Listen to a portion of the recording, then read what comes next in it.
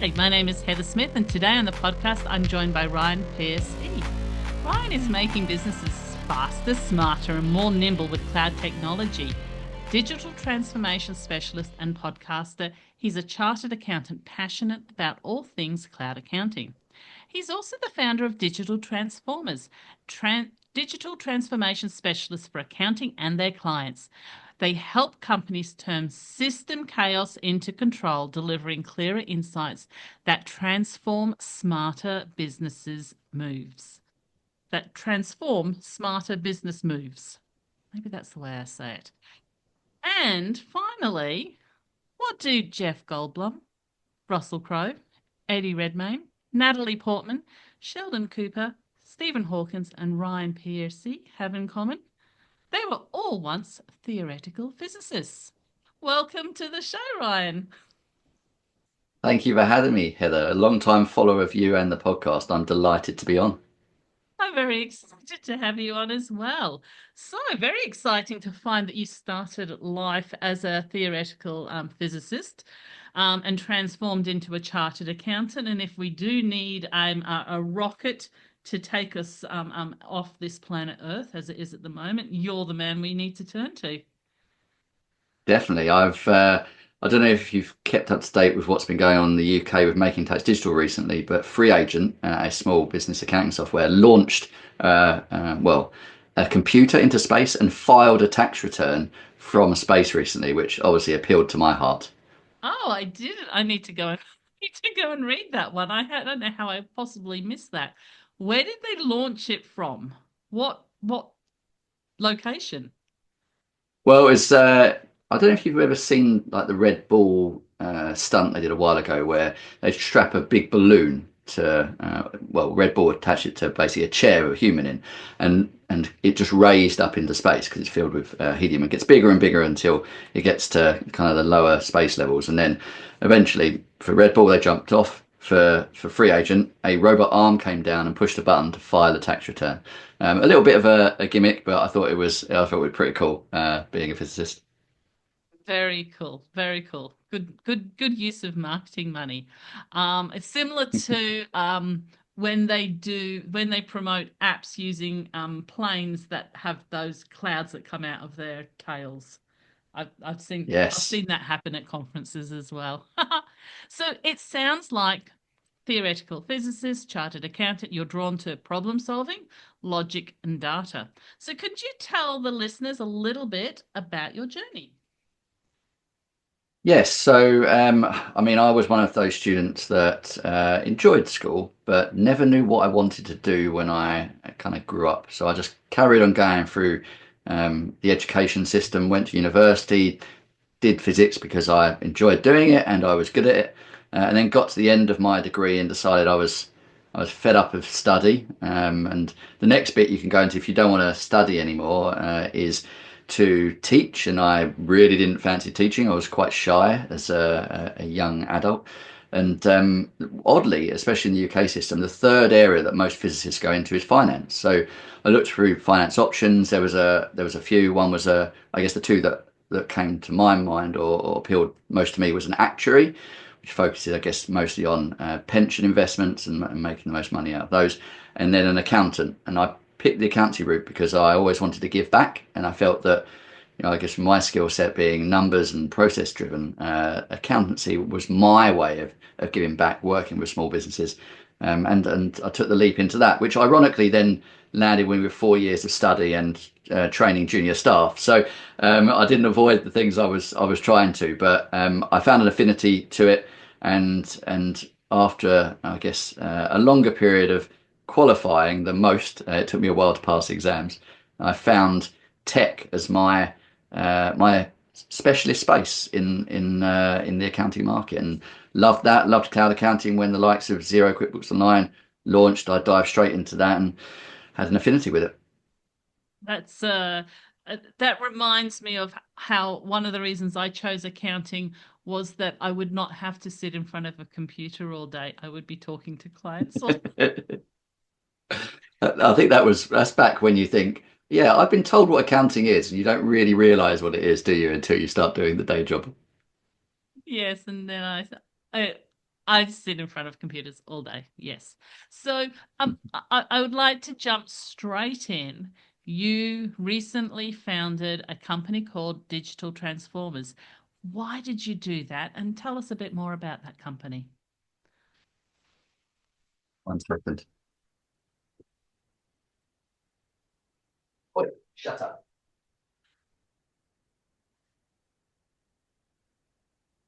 Not kid, it's the dog. So let's start with what digital transformers are all about. So the business is about helping as many accountancy firms and their clients, SMEs, so focused on those that are owner managed, modernize their systems to get as much time back as possible, become more efficient, more flexible, especially in this modern age with flexible working. And critically, and a bit I think that sets us apart as accountants, is deliver those business insights that help to drive those strategic business decisions. And us as accountants understand business owners and what they need. And so we start at that. What's the end goal? And we work backwards to identify the systems that help deliver on those insights. And I've been doing this as part of an accountancy firm for about 8 to 9 years. And I got to the point where I just wanted to help as many as possible. I've been doing this for a while. I know what is going around, especially the UK. The quality of work is not the best. It's not managed. There's no training. There's no I guess accreditation or testing system for this. And so it's a little bit like the Wild West, like people just doing work, but no one knows if it's any quality. So my entire aim with this business is to elevate digital transformation in accountancy firms to a higher standard, the same standard they hold themselves accountable for accounting, tax advice, audit, etc. And to do that to help as many small businesses as possible. Focused on the UK at the moment, but we have worked with international businesses, and I've got lots of contacts around the UK, including in Australia and New Zealand. So, in terms of raising the standard in akin to the other typical services that accountants offer, are you working with or encouraging the accounting bodies to embrace that, or are you doing something independently? No, I am working with the accounting bodies to some extent. Obviously, as you probably experienced, Heather, accounting bodies aren't the fastest movers. They think about things for quite a long time before they make notable change, which can feel like at times you're bashing your head against a brick wall. They understand it. It's just, the layers of red tape they need to go through. So what I've been doing with, I guess, my compatriots in the digital disruptors, which we can talk about if you want, is starting to build up a training course and accreditation. And then we're in discussions with ICAEW at the moment about whether they'd want to support that, either, I guess, as part of the ICAEW syllabus or as a kind of independent affiliation. And they're kind of holding us to account as well, making sure we're going through the right steps, we're having the right consideration. So if they do want to get on board, every box has already been ticked. It's a long journey. There's lots that we need to do. It's not something we're getting any money for. So, we do it on the side, but we're all passionate about making this happen. And it's just, I think realistically, it's just a matter of time now. Do you think that as an accountant, you're with the ICAEW. If you offer tax services or audit services, you need to be under the umbrella of being a practice and are assessed that way. Do you think if you're offering digital transformation, that falls under the umbrella of a practice and there should be an assessment for what you're doing? So this is a very grey area, Heather, and I know because I've been navigating the path of do I need to become an authorised practice, get a practicing certificate, and I've decided after 3 months of deliberating and assessing what I'm doing that I do, and I've signed up to have that now with the ICAEW. But essentially, there is a specific requirement that makes you an accounting practice in that if you're advising on financial software. Now, digital transformation is way beyond that scope. We're looking at operational software. We're looking at strategic software. It can just be like hardware, resilience, connectivity. We're looking at pretty much everything together. And I guess the financial element is just a part of that. But as you probably experienced, it becomes the core of everything. You kind of need the right finance system as the hub for everything else to work effectively. And because of that, because advising on financial systems is a part of being a chartered accountant to some degree, that yes, I believe it's becoming a responsibility of the accounting bodies. The accounting bodies. Oh God, I'll try and do that again. It's become it's becoming a responsibility of the accounting bodies to take this on and bring something in. They're not even close, at least in the UK, to doing it. So it's something I think they need support on. I'm trying to offer that support. I completely agree. And because I look at kind of the way a practice is assessed. So when you have your sort of, they come in and do the audit, and I'm like, none of those align with things that I'm doing. Like, you're going to ask for that. Don't have it. Don't have it. Don't need it. Like, and even the training route that they push you through, I don't know how it is in the UK, but the training route they push you through, none of it again is relevant to things. So it is interesting navigating that space, and you are correct. And I'm going to circle back to the ACCA and talk to them about it and say they need to speak to Ryan. Sounds And good. talk to them, and they need to sort of get involved, and someone needs to start connecting with you about the digital transformation accreditation. So can I ask you, what is involved in a typical integration project for a small accounting firm? So you kind of have touched on that. Was there anything else that you'd like to throw in there for people to maybe give it to us from the perspective of them sitting in the firm? What can they expect you to do? Yes, so there's probably, at least in the UK, two different definitions of software assistance work. So you've got something called app advisory, which is very much you have a tool set that you work with that you recommend into your clients, and that it's very regimented. So you might have something for expenses, you may have something for reporting, and you kind of dabble maybe in some project management, etc. But it's very much as a system you fit kind of into a certain scenario.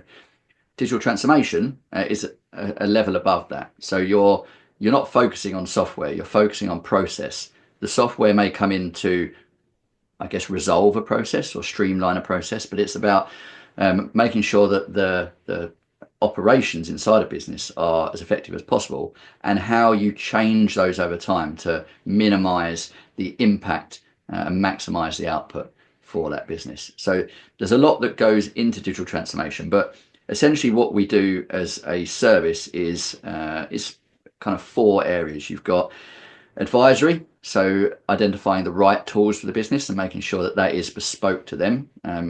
We can just lift and shift something in, but every business has a USP, acts in a certain way. So advisory is very bespoke in the way we work.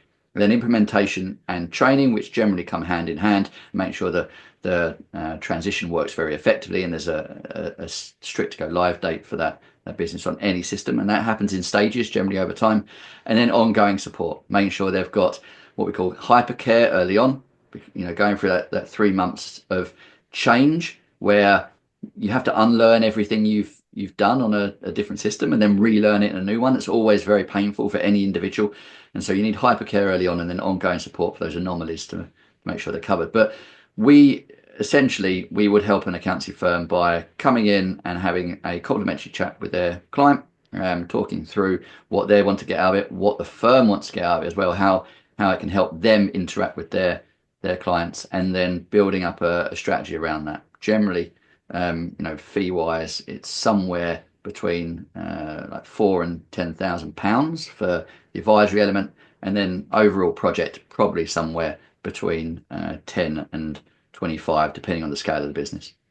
And you're primarily working with accounting practices, is that correct? Yeah, so we work either with the practice directly to help them with their systems. That seems to be something that we're getting a lot of traction with at the moment, but also for their clients. We tend to go to the accountants to help them. The advent of AI, Heather, I don't know if this is a question you were going to ask me, but the advent of AI, I think, is going to fundamentally change the way we do compliance. And the gap that is missing that helps us do that and utilize AI effectively is the digital service line. And the accountancy firms, especially in the UK, are not very good at this. So we can do compliance, we can do assurance, we can do advisory.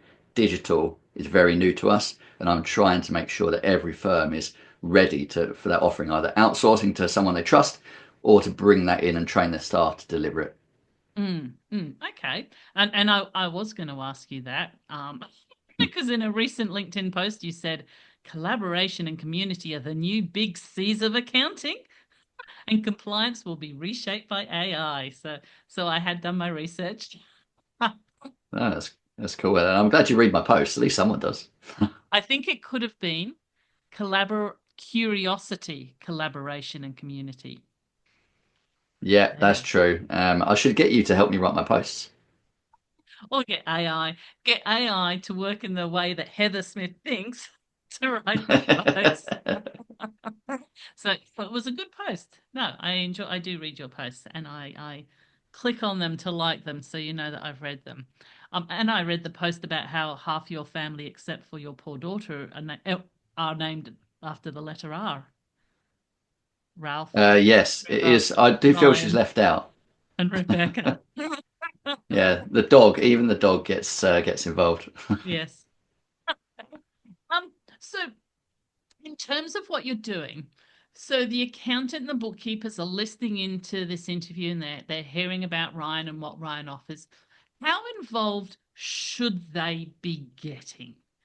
Should they be talking to their clients about this? Should they be having an initial meeting? Should it be part of a quarterly check-in with them on productivity workflows? How far do you want them involved? And then when do you want to come in? So I'll come back to kind of the start and the triggers, but the involvement really comes down, in my opinion, to scale. The bigger a firm, the more scale they've got to develop a team, because generally around at the moment in the UK at least, around 1 to 2% of your annual fee income is something that you can use for digital service lines. There's not enough understanding, appreciation in the UK business market to really understand the benefits of digital transformation. They understand tax compliance, tax advisory, business compliance, but digital is quite new to them. So you're hitting a lot of those early adopters, those ones that they understand that AI and cloud can make a significant difference, and they want to do something. So at the moment, it's about 1 to 2% of your fee level. So if you've not got a high enough annual fee income, then you can't really afford to train someone or have it as part of their role. So at that point, you need to outsource it. So at that stage, you can be the person that makes the introduction. You can collaborate. You can understand what's going on. You can be part of the journey, but you wouldn't necessarily deliver the service. But going back to, I guess, the starting question on that is that, how can they identify? Well, that's something that I think accountants are brilliant at. We always have those conversations with our clients going, well, where are you in this journey? What are your pain points? And when we bring in trusted people, be that a solicitor, be that a business advisor, be that even sometimes IT or marketing support, all that, I guess, from a digital aspect, I'm saying is that just have that consideration of, well, what are your systems? Are you getting the data that you need? And most accounting firms are already aware of this because they're like, I want to be doing this. I want to be supporting you with your business decisions, and I can't get this data in the right way to help that. So we generally get brought in to go, look, they want to provide an enhanced service. We can help them structure the business operations to deliver on that advanced service. So I think they're already doing it. They're already identifying it. They just don't know who to bring in or how to deliver the service to solve the problem. Yeah, absolutely. And so hopefully people listening in are going to add Ryan and digital transformers to their little black book, so that they have that contact, because I think accounting and bookkeeping is very much about relationships, and having that trusted advisor to handball something to in an informed manner. And as soon as you said support hypercare, I was like, people can roll something out, but then to be have the capacity to offer 3 months of support hypercare is a big deal. Yeah, and the whole point of our service line is generally we're project based. We come in, we identify a problem with the client, we resolve that problem, and once it's resolved, our job is done and we can back out. But if any business is working effectively, they're always, once they've changed the system, looking at, what else can we improve here? What are the marginal gains we can make? And so what starts out as a one-off project generally becomes an ongoing relationship. We may touch base every 1 or 2 years, or they may be asking us a question every quarter or so. But we're there to, I guess, provide that ongoing support if they need it or want it. And we can do that through their trusted advisor being their accountant. Fantastic. So with that comment, if we're talking to an accounting practice, what are 1 to 3 small automations that they can start with today, that they could start with, have a conversation with you and sort of work on rolling out in the next 3 months? What are sort of maybe the typical ones or the easy ones or the low-hanging fruits that they should be thinking about? Yeah, I mean, this is going to be interesting because now I've got to put my mind in the Australian market here, Heather, and I know you are so far ahead of us in certain areas that it makes it a challenge. But at least in the UK, the quickest and most impactful win is the expense management. So data capture, automation, pushing it through approvals, and then bringing it into the finance system. And tools such as Dext have been the kind of bread and butter of this for a while. But when they get to slightly bigger organizations, they tend to have complex approval routes, and that kind of puts them off using an expense management system. A lot of the time we work with tools such as Approval Max to deliver that, which is an advanced approval tool. And by bringing in a digital process, they can now start to utilize functionality that maybe they felt would create too much of a drag on their internal operations. Purchase orders being one of that. So many businesses should have purchase orders in place, bringing that control and helping, I guess, ensure that what is being delivered and they're being charged for is what they asked for in the first place. But from a manual process perspective, it can be too time consuming, too much of a cost burden to bring in. As soon as you bring in a digital process, that streamlines it massively and enables them to bring in, I guess, more controls, not more rigorous to some extent. It doesn't take them longer, but it enables them to have more oversight on their business operations. So that's one area. Absolutely. Thank you very much for that. So everyone is talking about AI and AI agents, and every journalist who rings me is like, give me a story about AI and what you like doing, Heather, and what's using it. So Ryan, what's something that you like doing that you think's using AI that our listeners might be interested in knowing about? It's a very open-ended question.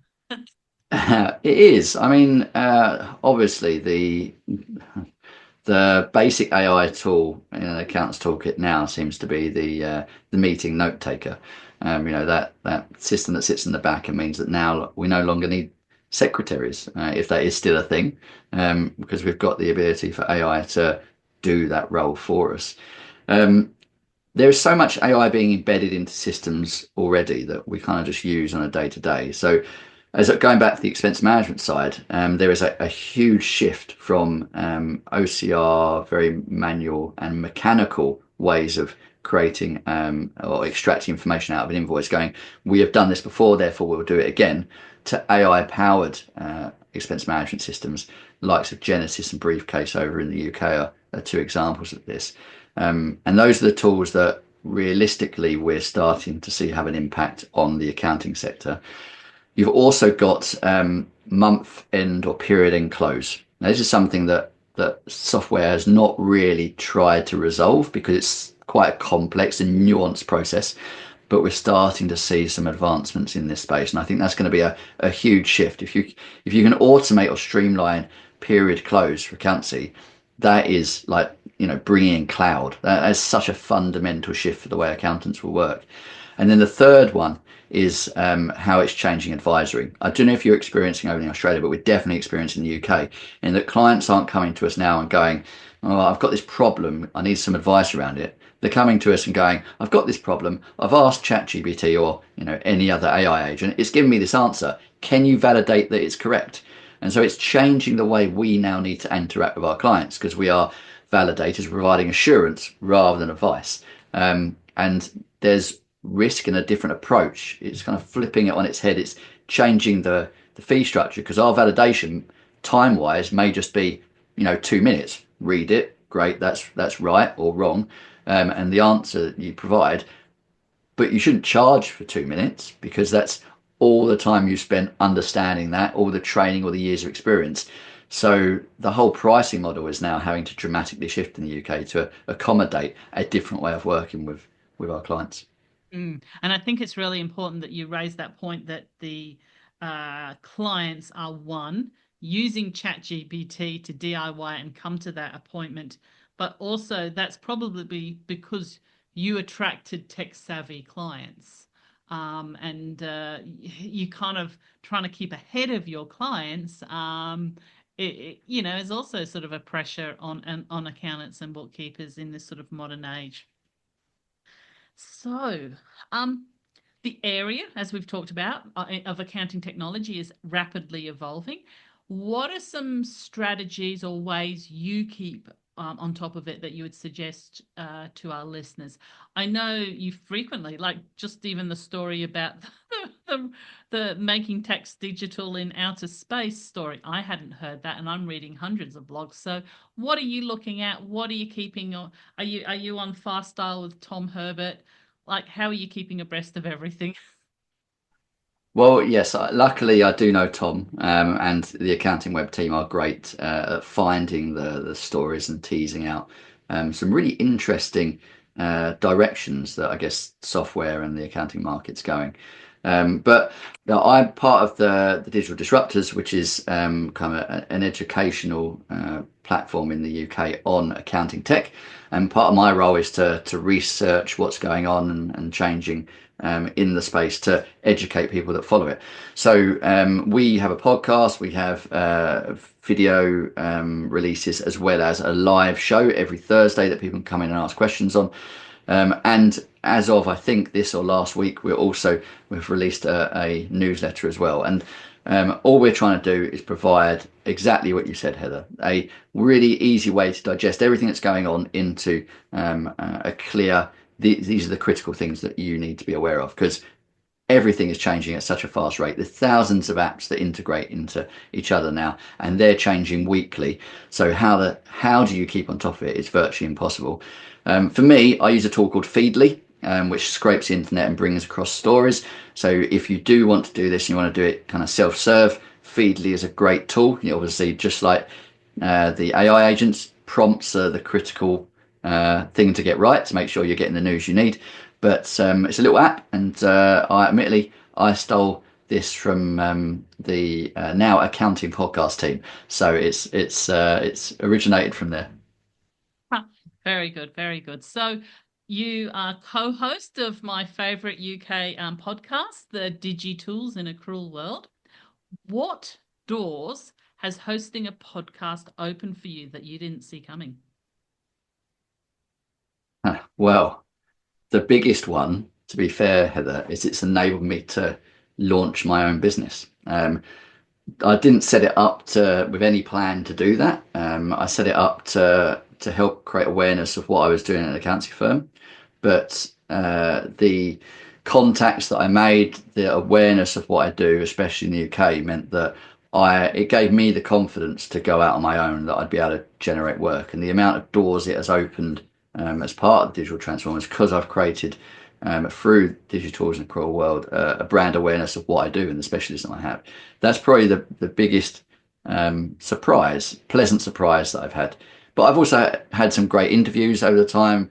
Talked to Steve Vamos when he was head of Xero, and many others, including like the CEO of Dext, and also had a shout out at a XeroCon unexpectedly on a stage, which was very nice. But yeah, I mean, the reason we set it up was to build a community, and that's essentially what we've done with the Digital Disruptors, and hearing them.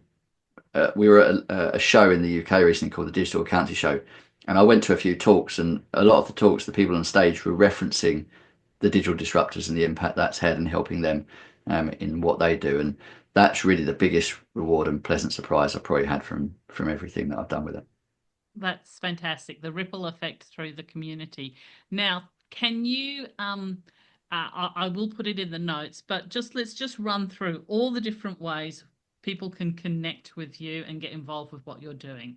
So they can easily connect with you on LinkedIn. They can go and subscribe to the DigiTools in a Cruel World podcast. How do they get involved with how do they sign up for your newsletter? So at the moment, easiest way is to go onto LinkedIn. You can go via me and then find Digital Disruptors, in which I'm linked to, and then we'll be doing lots of posts around the newsletter to create awareness and sign up for it. There will be a link on the website. It's not there yet. So the website www.digital-disruptors.co.uk or .com, I think now actually, sorry, is will have a link to sign up to the newsletter. There is a link to do something on it. Please click there. At the moment, it doesn't automatically sign you up, but we will do it manually in the background.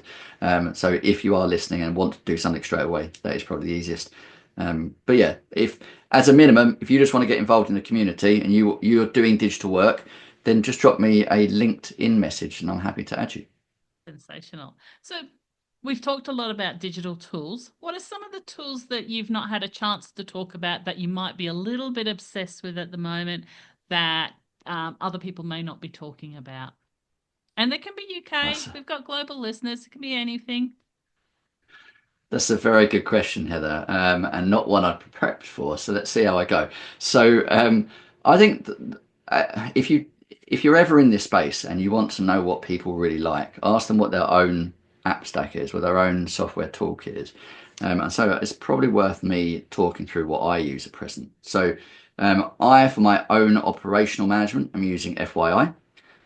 It's a great practice management tool in Australia and now over in the UK, not just document management as they've built that out. And then linked into that, I use FuseSign. So for all my, I guess, digital signatures, I use Xero as my finance core. And as a probably unique one over in the UK, I've recently signed up to Adfin, which is an ability. You'll definitely have a similar thing over in the UK, but the ability to make payments on invoices by your customers where they can pay in multiple different ways. They can do direct debit, they can pay as a bank transfer, they can do it via card. It's kind of an all-in-one system. So that's one that I'm using in the UK. And then probably the last one that I've not yet got to the scale to need, but I'm very passionate about it, is Fathom. I love its reporting. I love the way they operate. And yeah, as soon as I get to that size where I can justify a proper reporting tool, I'll be using Fathom.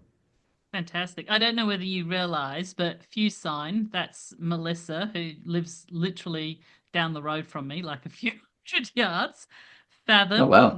another Brisbane-based company, David, Daniel, and I always forget the third guy's name.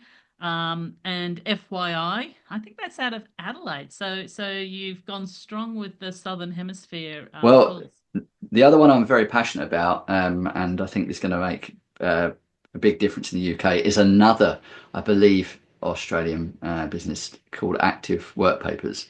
That how they're changing the workpaper landscape in the UK, blending that traditional system that we love as accountants, being Excel, into an interconnected cloud platform. I love the way they're doing it, and I'm supporting them with some of the work they're doing on management accounts as well. Well, they're sunny coast, so they're about 100 k's up there. Too far away then.